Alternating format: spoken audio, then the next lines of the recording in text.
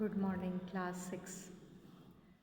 आज एग्ज़ाम के बाद संस्कृत का पहला लेसन मैं पढ़ाने जा रही हूँ आप लोगों को। वो है आपका 10th चैप्टर कृषिकाः कर्मवीराः। मे भी बच्चों ये लेसन आपको पहले किसी और टीचर ने पढ़ाया होगा, मैंने नहीं पढ़ाया है, इसलिए मैं इस लेसन को रिपीट कर रही हूँ। और बहुत पहले पढ़ा था बेटा आपने, तो ध्यान रखिएगा कि हमारे अगले एग्ज़ाम के लिए श्लोक वाला ये लेसन इम्पोर्टेंट भी है और आप इससे श्लोक भी याद कर सकते हैं लिखने के लिए। जैसे अभी एग्ज़ाम में श्लोक आया ना, उस तरह से श्लोक आ सकते हैं। ठीक है, तो बच्चों कृषिकाः कर्मवीराः 10th चैप्टर आप अपनी बुक का निकालिए, वीडियो सुनकर उसके श्लोकों को देखिए और उनके अर्थ को सीखिए। ठीक है, एक एक शब्द का अर्थ आपको आना चाहिए, उसके लिए मैं पहले आपको शब्द अर्थ बताऊंगी। कृषिका कर्मवीरा का मतलब है किसान, कर्मवीर काम करने वाले वीर।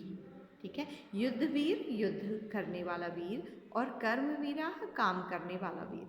वैसे तो कर्मवीर हम सबको होना चाहिए बच्चों, हम सब लोग अपना अपना काम करते हैं, तो उसमें हमें हमेशा पीछे नहीं रहना चाहिए, उसे बहादुरी से पूरा करना चाहिए।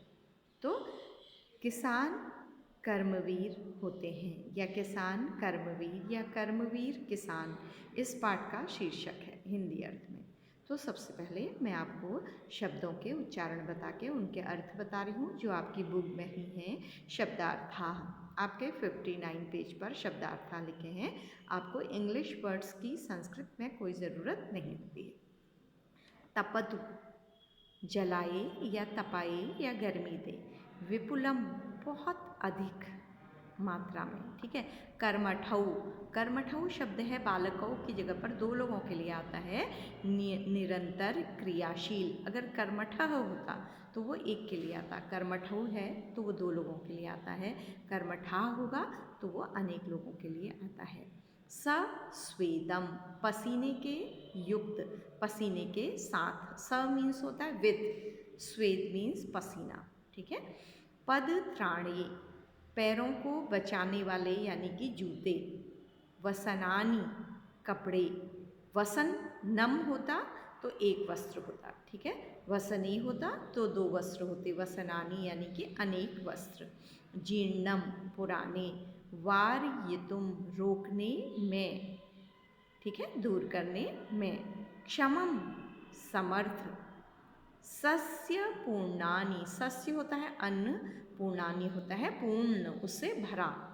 धरित्री धरती। कंटकावृता कांटों से घिरी हुई, कांटों से परिपूर्ण। क्षुधा तृषा अकुलौ, तीन शब्द हैं बच्चों मिले हुए। क्षुधा प्यास, क्षुधा भूख, तृषा प्यास, अकुलौ व्याकुल। भूख और प्यास से व्याकुल या बेचैन, परेशान।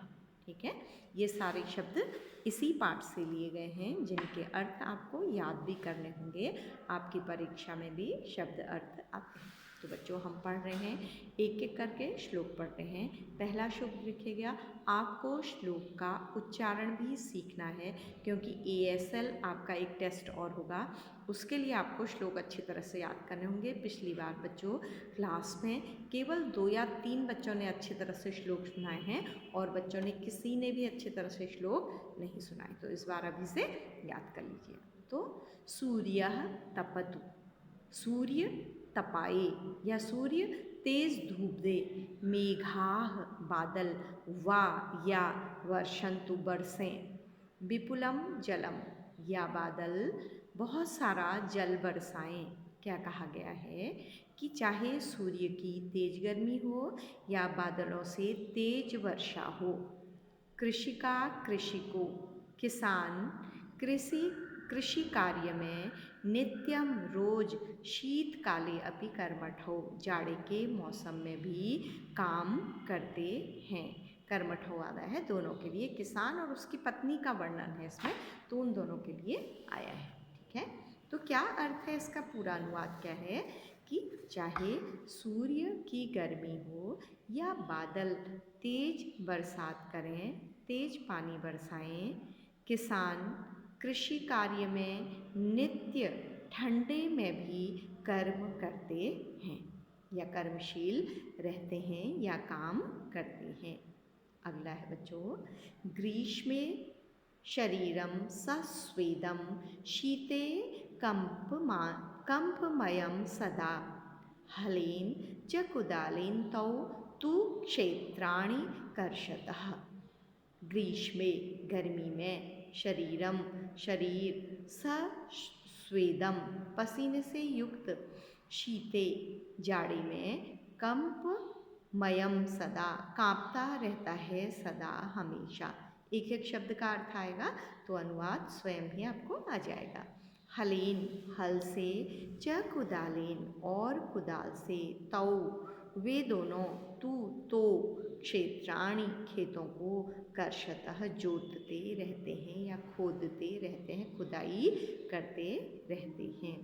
क्या बताया गया बच्चों, चाहे गर्मी में शरीर पसीने से युक्त हो या जाड़े के मौसम में हमेशा कांपता हुआ हो, हल और कुदाल से वे दोनों यानी कि किसान और उसकी पत्नी खेतों को जोतते रहते हैं। कर्षतः माने जोतते रहते हैं। जोतने का मतलब होता है बच्चों खुदाई करना। आपने देखा होगा, आपका छोटा सा गार्डन है या आपके पास गमला है तो पौधों को लगाने के लिए उसमें क्या करनी पड़ती है, खुरपी से या कुदाल से क्या करनी पड़ती है, खुदाई। मिट्टी को क्या करना पड़ता है, हल्का।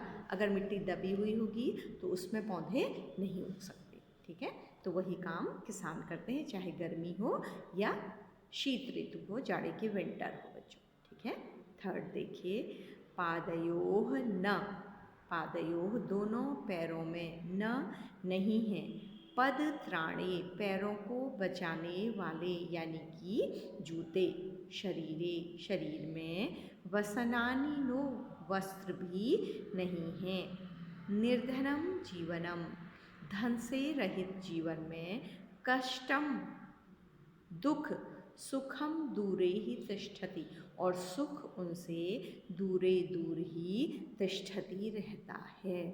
क्या है देखिए, पैरों में पहनने के लिए जूते नहीं होते उनके पास, शरीर में पहनने के लिए वस्त्र नहीं होते हैं। इस प्रकार निर्धन जीवन में कष्ट ही कष्ट है, सुख उनसे दूर रहता है। किससे दूर रहता है, किसानों से। तो बच्चों, ये हमारे देश में किसानों की स्थिति है। आज ये पार्ट और भी इम्पोर्टेंट हो जाता है। आप जानते हैं कि जब मैं पढ़ा रही हूँ इसको, उससे थोड़ा पहले अभी हमारे देश में किसान आंदोलनरत हैं। ठीक है, तो किसान क्यों आंदोलन कर रहे हैं, क्योंकि वो इतनी मेहनत करने के पश्चात भी बहुत अच्छा जीवन नहीं जी पाते हैं और उन पर उनके जो बड़े बड़े ज़मींदार होते हैं, पैसे वाले लोग होते हैं, मल्टीनेशनल कंपनियां हैं, वो उनको अनाज का बहुत पैसा नहीं देती हैं और उनके अनाज को क्या कर लेती हैं, कम दाम में खरीद कर स्वयं क्या करती हैं, महंगा बेचती हैं, उससे पैसे कमाती हैं। तो ये बहुत पहले पाठ लिखा गया है, आज की परिस्थितियाँ बदल गई हैं, लेकिन हमारे देश में कृषि कार्य करने वाले छोटे छोटे किसान कभी भी सुख से नहीं रह पाते। आपको पता होगा बच्चों, विदर्भ में और इधर महाराष्ट्र में कई किसान आत्महत्या भी कर लेते हैं। तो इस तरह के पाठ बच्चों को इसीलिए पढ़ाए जाते हैं ताकि हम लोग किसानों के प्रति संवेदनशील हो सकें, सोच सकें।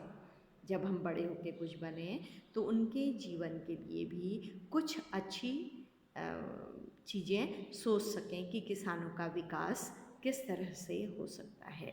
तो बच्चों, आज मैं आपको 3 ही श्लोक पढ़ाऊँगी, क्योंकि सारे श्लोक एक साथ पढ़ा देने का मतलब होता है कि सब हमारे मस्तिष्क में गड़बड़ हो जाती है बच्चों, हमें ठीक से समझ में नहीं आता है। तो हमने शब्द अर्थ पढ़े और 3 श्लोकों का अनुवाद पढ़ा। तो आज का आपको लिखित काम जो मैं दे रही हूँ उसे ध्यान से सुनिएगा। आपको शब्द अर्थ लिखने हैं और ये 3 श्लोक भी अपनी कॉपी में लिख लेने हैं। इनके अनुवाद जो हैं वो अगली कक्षा में आपको लिखित रूप में भेजे जाएंगे। तो बच्चों, इस तरह से आपका ये क्लास मैं यहीं पर समाप्त करती हूँ।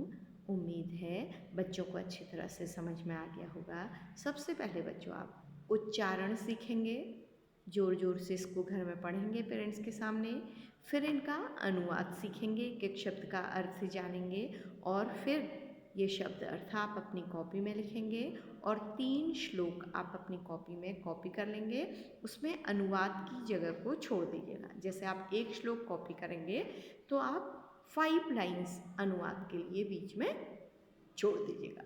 फिर दूसरा श्लोक लिखिएगा, फिर 5 लाइन्स छोड़िएगा और फिर तीसरा श्लोक लिखिएगा और उसके बाद आप उसको छोड़ दीजिएगा। तो इस तरह से आपके लिखने की भी प्रैक्टिस हो जाएगी और अगले एग्ज़ाम के लिए आपके श्लोक याद करने की तैयारी भी हो जाएगी। तो इससे अधिक हम अगली कक्षा में पढ़ाएंगे बच्चों, और अगली कक्षा में मैं आपके लिए फिर इसका अनुवाद भी भेजूँगी। तो आपको अनुवाद भी फिर अच्छी हैंडराइटिंग में कर लेना होगा। बहुत से बच्चों ने परीक्षा में भी अच्छी हैंडराइटिंग नहीं बनाई बच्चों, तो उनको इम्प्रूव करना है, अच्छी तरह से लिखना सीखना है। कुछ बच्चे हिंदी के ऊपर मात्रा नहीं डालते हैं, पंक्ति नहीं डालते लाइन, तो उनको वो भी सीखना है कि हिंदी बिना मात्रा के नहीं लिखी जाती। हिंदी के शब्दों को जैसे हम कलम लिखें, उन्हें ऊपर एक रेखा डालकर क्या कर दिया जाता है, जोड़ दिया जाता है। अंग्रेज़ी में ऐसा नहीं होता, लेकिन हिंदी में उन्हें क्या करना पड़ता है, जोड़ना पड़ता है। तो बच्चों जितना अधिक आप लिखित अभ्यास करेंगे उतना अधिक आपका परीक्षा के लिए तैयारी होती जाएगी। तो इस तरह से बच्चों आज का पाठ हमारा समाप्त हुआ। Thank you class, thank you 6th class.